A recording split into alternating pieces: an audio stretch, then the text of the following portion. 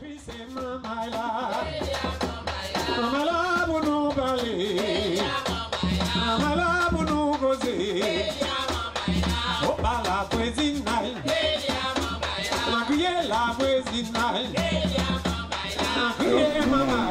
remercions Lucien et Marie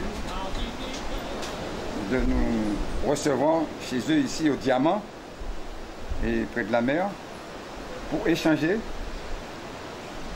autour d'un projet qui aujourd'hui, parti de Sainte-Anne, crée sur toute la Martinique pour l'instant des remous. Et il nous a semblé important de venir ici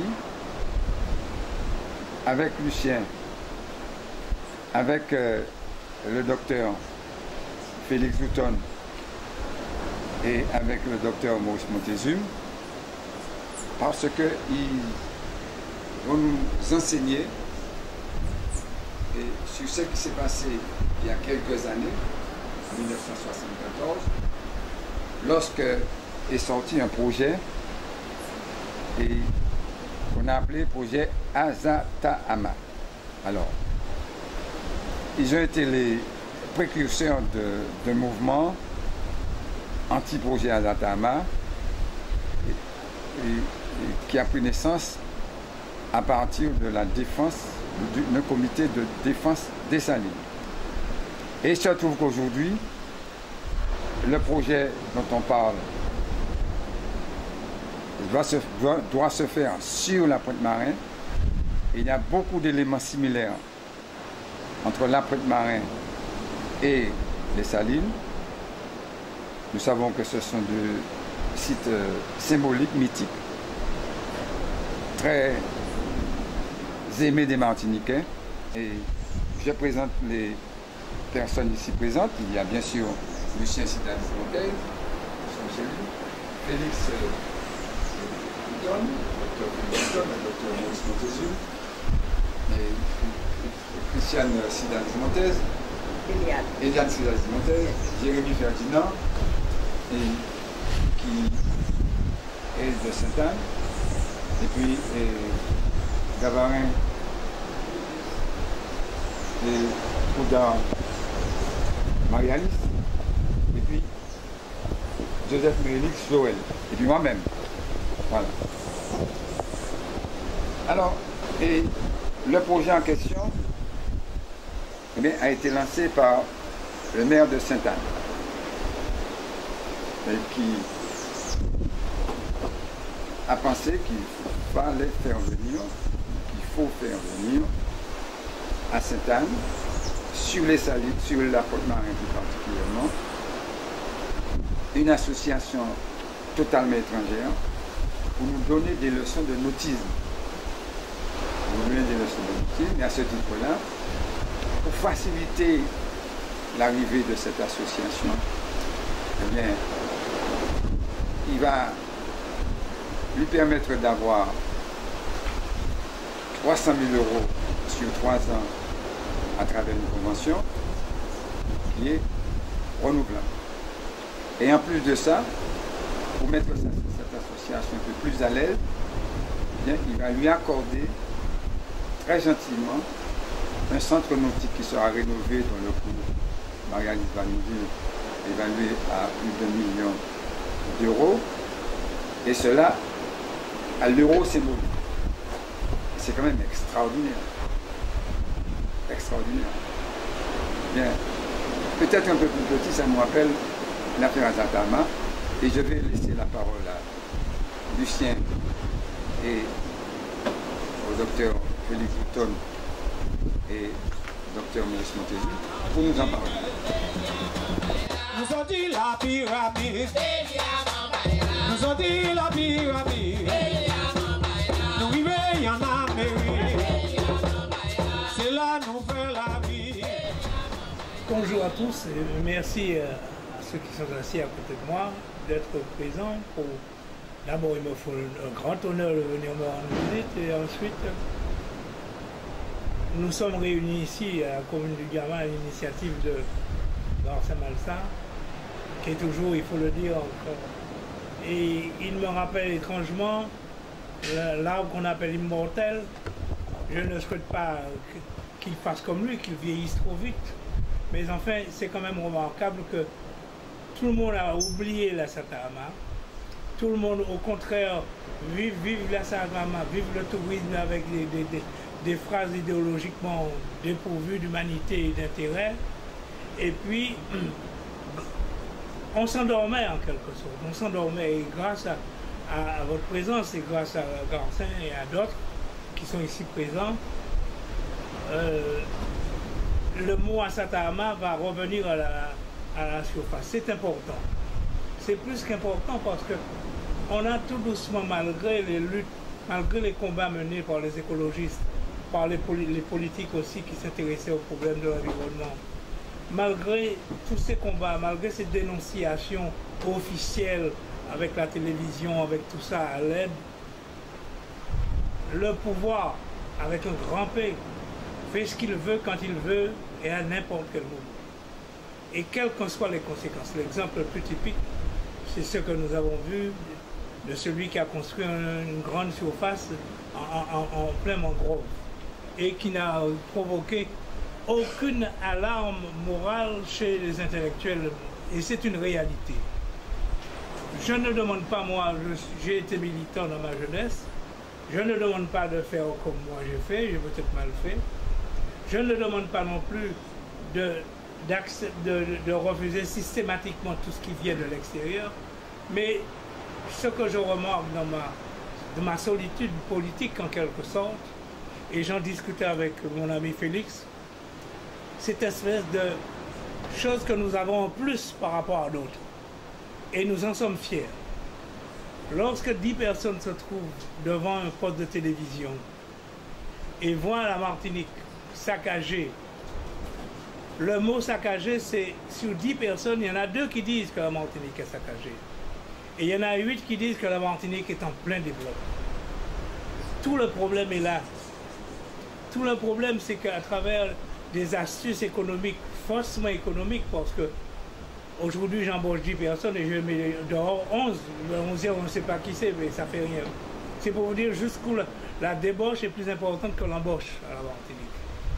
Ce qui me frappe surtout, c'est l'absence de l'intellectuel, de la raison de penser des Martiniquais et des Martiniquaises. C'est-à-dire d'accepter tout ce qui se passe simplement au nom d'une chose, ça rabaille travail. Et moralement, ça détruit une chose chez nous, c'est le respect de l'argent. Le respect de l'argent, c'est-à-dire le respect du travail et de l'argent en même temps. Et c'est un des aspects que les écologistes ont toujours défendu. Alors, je vous présente ma maison, et tous les masques que vous voyez là, c'est des masques de 38 pays que j'ai eu l'occasion de visiter dans un petit voyage.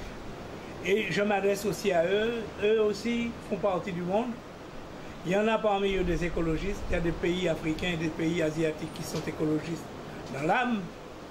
Mais 9 fois sur 10, ils échouent parce que le mensonge et l'argent roi les dominent. Alors je vous demande simplement d'y penser dans tout ce que vous faites, de comprendre que l'autre a besoin de travailler, à tel point qu'un jour, dans une conférence, je me suis permis de parler d'industrialisation et de dire aux conférenciers, mais pourquoi tu ne crées pas des usines à bordel? Des bordels à usines, exactement. Ce serait idéal, ça aurait donné du travail à un certain nombre de femmes qui ne travaillent pas, puisque si on parle uniquement du travail, il n'y a pas de morale, il n'y a pas de rendement, il n'y a pas d'efficacité, il n'y a rien. Il y a simplement aller travailler, mettre un uniforme et gagner de l'argent. Donc la moralité, si ça ne s'inscrit pas dans le problème du développement, nous sommes foutus. Et d'où l'importance des écologistes, mais pas seulement des écologistes, de tous les militants écologistes qui doivent tous les jours protester et d'être fiers d'avoir ce petit chose en plus, être sensibilisé par une feuille verte, par un oiseau qui vole, par un poisson qu'on mange. Et pour finir, je vais vous faire remarquer que l'écologie est arrivée à un tel point que la commune du Diamant, quand j'étais gamin, et nous tous, nous venions manger du poisson au Diamant. S'il y a une chose aussi rare que le poisson au Diamant, il n'y a rien d'autre. Il n'y a plus de poisson au Diamant. Il y a des McDonald's. C'est l'exemple de l'écologie et de la biologie. Merci. Nous ont dit la pyramide. Nous ont dit la pyramide. Nous vivons, il y en a mairie. C'est la nouvelle. Lancer le décor. Il n'a pas tout dit. Il a dit beaucoup. Mais je crois que Félix va rentrer dans les détails quand il va nous dire comment est né le comité de défense des salines et avec qui surtout. Et quel a été le travail de ce comité. Oui, alors Félix Houton, médecin de formation, j'ai exercé pendant plus de 40 ans presque cette profession-là, comme mon ami, mon voisin. Mais je dois dire que la chose qui m'a le plus préoccupé quand je suis arrivé, c'était la Martinique. Je n'ai pas vécu en Martinique longtemps. J'ai été en Afrique pendant 10 ans avec mon père. Je suis arrivé ici 10 ans, lycée Schellcher, des études sérieuses à faire, et puis médecin. Comme on dit, la Martinique, je l'ai aimée et découverte pratiquement dans mon adolescence. Et je l'ai intégrée comme quelque chose de positif. Pas quelque chose de naturel, qui m'était dû et qui est, comment dirais-je, un don de Dieu. C'était un pays dans lequel je me reconnaissais. Et durant mes études, j'ai tout de suite vu, ça me manquait. J'aspirais à venir. J'ai vécu un racisme en France, anti-arabe, et j'ai vécu finalement en Algérie où j'étais, un racisme tout court. Donc je pense qu'il faut absolument qu'on intègre dans sa psychologie, dans son esprit, dans son intellect, qu'on a un ancrage quelque part, un pays quelque part. Mais il se trouve que mon histoire à moi a fait que j'ai découvert mes racines dans ce pays-là. Mes parents sont de Sainte-Anne. Mon père était du Nord, mais ma mère était de Sainte-Anne. Famille Loudon. C'était vraiment là où j'allais en vacances régulièrement et c'était vraiment un paradis. Nous étions même amis du maire et on allait à même la salle, quand j'étais étudiant en médecine, la salle de la mairie pour faire des zouks. C'était un privilège que nous semblions avoir, mais c'était un ancrage naturel, natal, dans un pays qui nous avait finalement vu faire quelque chose, apporter quelque chose au pays lui-même. Et j'ai finalement ensuite découvert quelque chose qui était désagréable, que j'avais un petit peu perçu quand j'étais lycéen. C'était qu'il y avait une Martinique, mais il n'y avait pas un peuple martiniquais. Il y avait des gens qui faisaient des pressions libérales, autour de moi ce qu'on disait, pour échapper au monde économique qui était cette descendance issue des propriétaires d'esclaves et qui finalement avait gardé une sorte de pouvoir que leur avaient accordé tous les gouvernements français. C'était les amis de l'État français. C'était leur point de chute. C'était leur exécutant même peut-être. C'était la preuve finalement que la France évoluait, mais qu'eux, ils étaient bien enracinés, que la France tenait à eux parce que c'était le lien avec le futur de la France.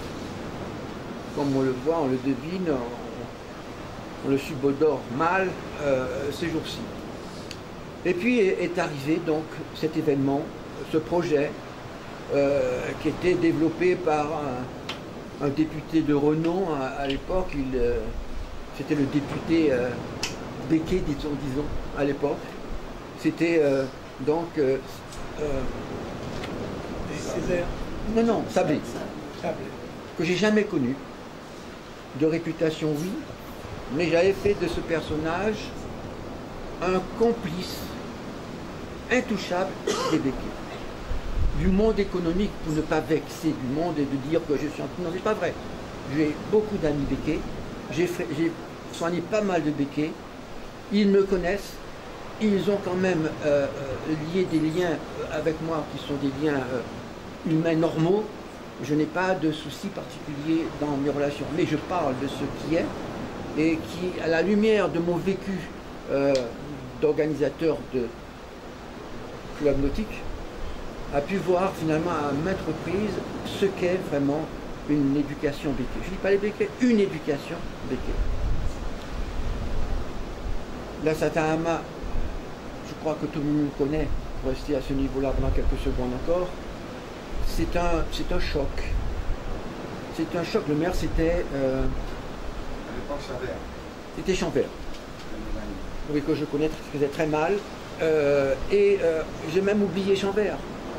Le combat qu'on menait, c'était contre un groupe économique qui voulait imposer sur le littoral, la plus grande plage des Salines, une espèce d'étalage touristique du savoir-faire dans un accueil très particulier pour les touristes, des gens qui trouvaient dans cet espace-là et dans cette formule-là des moyens de gagner de l'argent. C'est un investissement. Un investissement sous couvert d'une approbation de l'État. Parce qu'il faut dire que l'État ne nous a pas suivis dans cette affaire. On s'est retrouvé à nous battre contre l'État et le groupe économique en question. Et le problème en ce sens, c'est quoi? C'est que l'État nous avait dit, mais les 50 pas inaliénables, etc., qui sont le domaine de l'État, vous ne devez pas y toucher. Donc on était exclus d'une partie de la Martinique.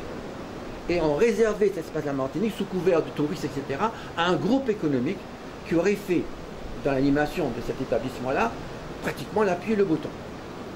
Et on s'est battu sur tous les plans. Le plan de la discrimination, le plan on nous enlevait une partie de notre patrimoine culturel, etc. Bref, on a été très ferme. Et finalement, Sablé n'a pas pu tenir.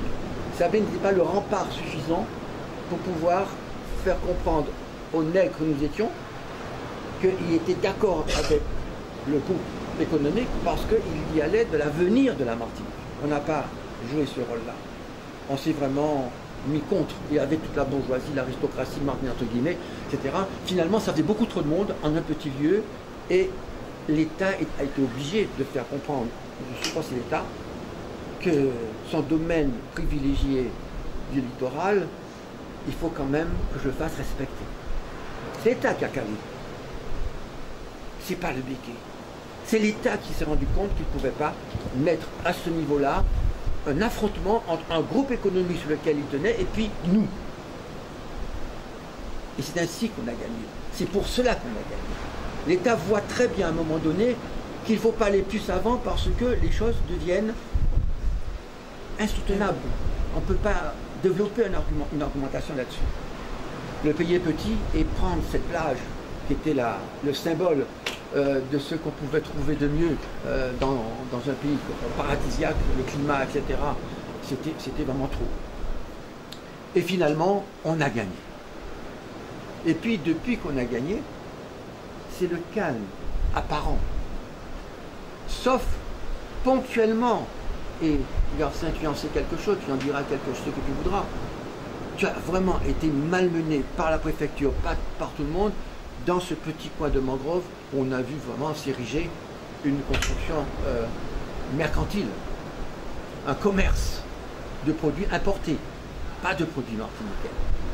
Autrement dit, l'État a fait une fleur au groupe en lui laissant une partie de ses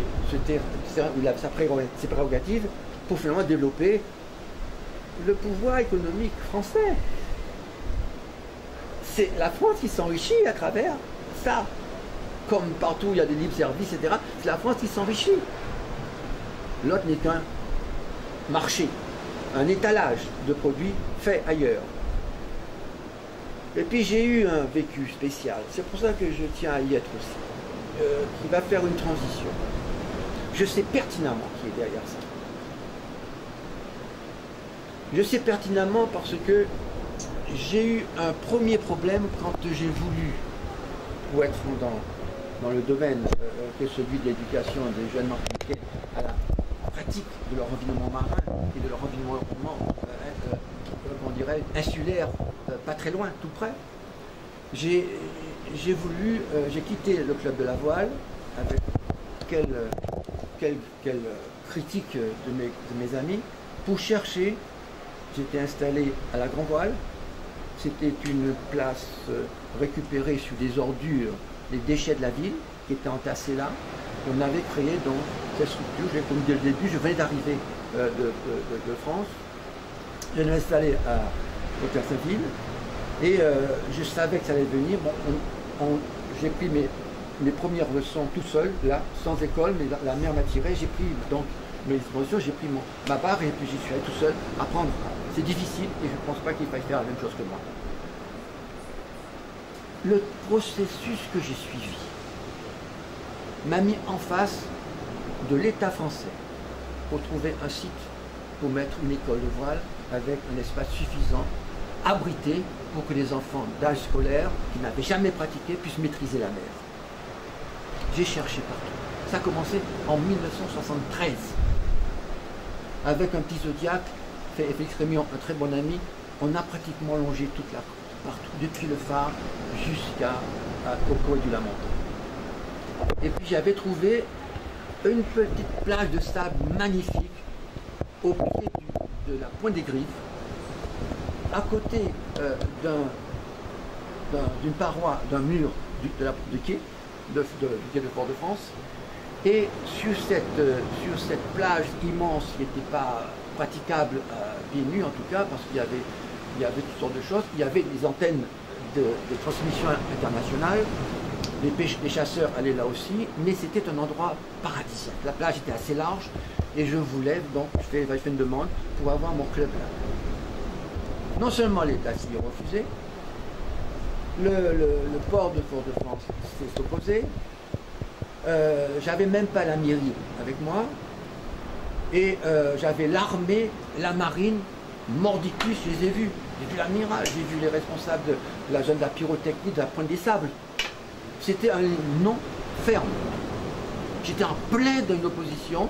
J'ai vu à un moment donné, avec l'autorisation du président du conseil général de l'époque, qui était le maire de Saint-Joseph, Maurice, une autorisation d'aller voir le ministre de l'équipement qui passait, qui était reçu au Méridien. J'ai essayé de m'y patient, je suis allé à l'invitation qui m'avait été accordée grâce à l'invitation qui m'a été accordée. Quand la réunion est terminée, j'ai donc abordé d'office le ministre qui venait sur la terrasse. J'ai dit, écoutez, monsieur le ministre, voilà, vous voyez, cette baie, elle est magnifique. Vous voyez en face, il y a des antennes, etc. Et il y a une très belle plage. Les enfants de la Martinique n'ont aucun endroit où mettre une école de voile. Les structures nautiques nous sont interdites à Fort-de-France. Il nous faut vraiment avoir au moins cette plage pour pouvoir créer une structure pour mettre aux enfants martiniquais dans ce fond de baie, une école. Je suis en plein dans le sujet. Je suis en plein dans le sujet. C'est pour ça que je suis précis là. Je sais de quoi je parle.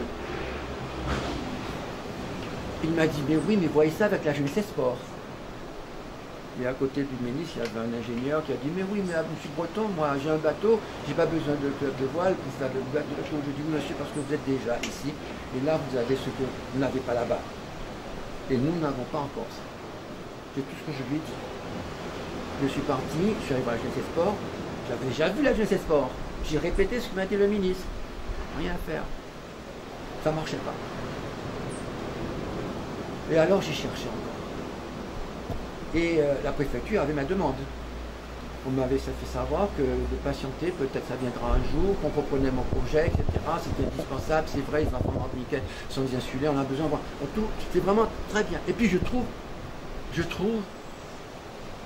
le Mancabri. C'est difficile, Mancabri, pour faire la voile. Je trouve le truc est incroyablement favorable à une pratique, une formation à une pratique la voile. Il y a un plan d'eau d'une sécurité totale. On a fait la plage, on a aménagé, on a fait une demande avant de faire la plage, tout ça. Ça demandait 3, 4, 5 mois. Finalement, ils ont dû voir, venir, etc. Et j'ai eu l'accord.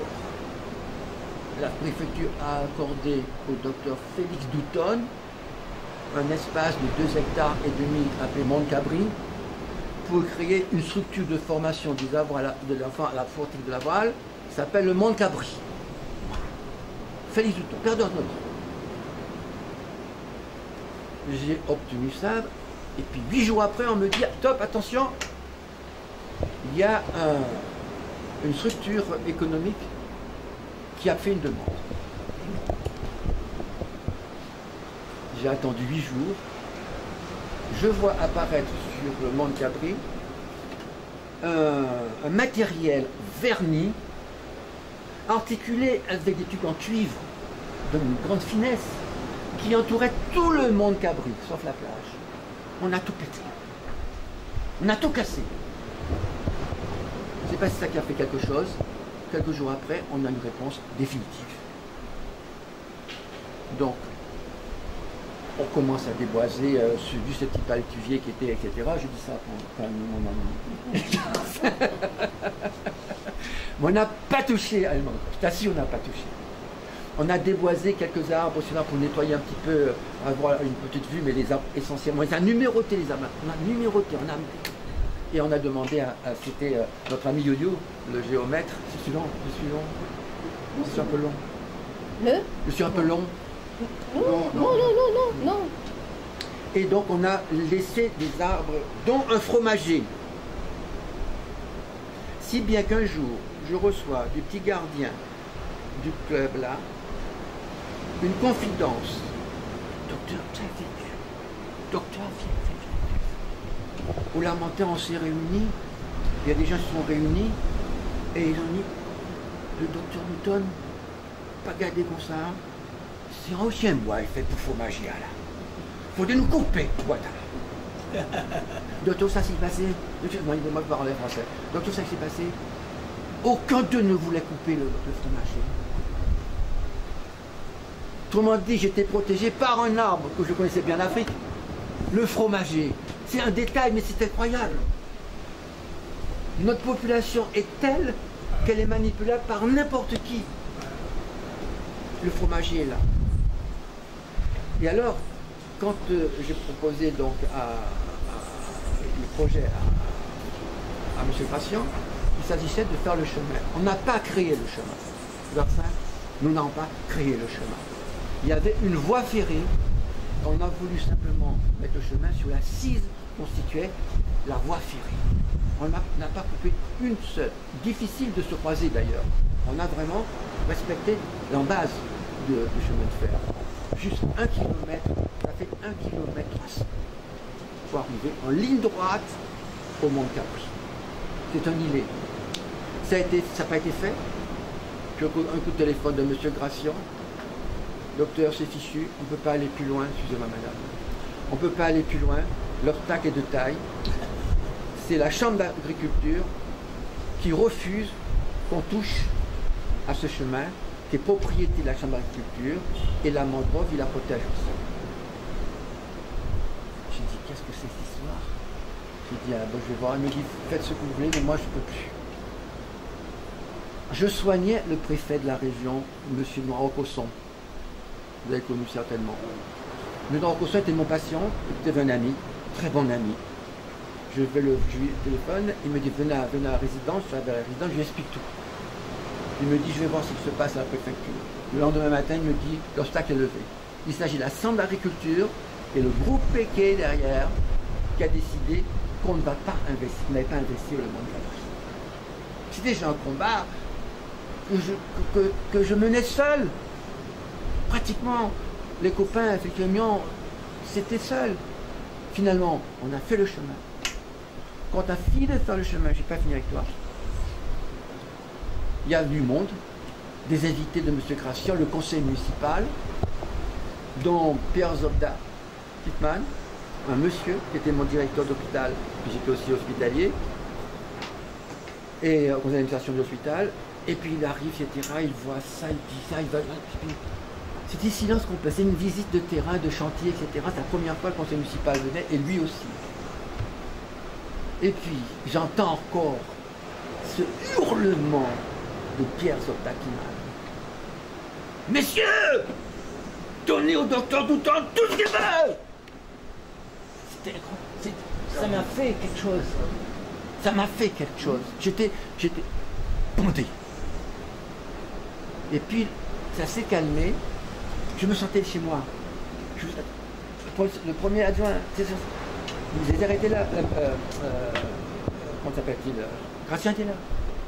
Tout le monde s'en va. Et puis je vois un petit personnage discret qui a tout suivi, qui a tout entendu. C'est le secrétaire de la Sopama. Pierre Davidas. Il était là. Je ne l'avais pas vu. J'étais en business, là, mon gros, qu'est-ce qu'il va me dire?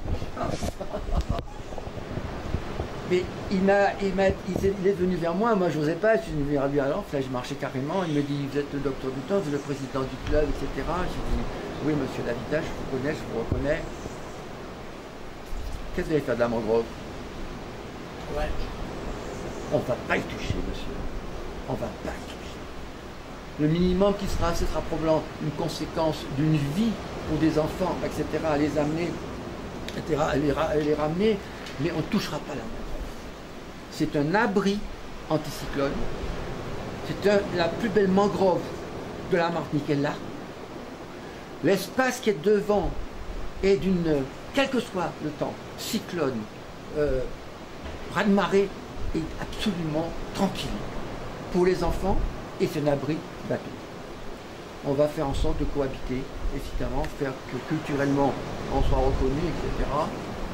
Et puis les choses se sont passées très bien, sauf, et je continue, un jour, c'était pas encore aménagé, il n'y avait pas encore l'appontement, je nettoie mon bateau, ça s'appelle un requin, bateau en bois de compétition, sur le plan d'eau, en train d'enlever finalement les algues qui forcément sont là. C'est un dimanche matin. Vous notez tout ça. Un dimanche matin. Tant pis pour lui s'il est venu là. Un dimanche matin. J'étais seul. Je vois arriver deux personnes. Jojo Bagoué, mon très très bon ami, suivi par Bernard Ayotte. Dans ma tête, pour moi, Bernard Ayotte était l'homme de l'économie antillaise, de l'économie martiniquaise, d'importation, etc., ou de production, au-dessus du lot. Pour moi, c'était un personnage. Je ne suis pas descendu. Je ne suis pas descendu. J'ai continué à terre. J'ai continué à brosser mon bateau. 3 quarts d'heure après, ils sont partis. Je ne suis pas descendu. Bien m'en a pris. Le lendemain matin, Jojo me téléphone et il me connaît. Je mettais tout ça sur mon testament. Il me téléphone et il me dit en riant, Félix, au fond même. Et puis il rit. Il me dit, monsieur Ayotte a dû partir. Il a attendu beaucoup. Et il demande, malgré ça, à être membre de ton club.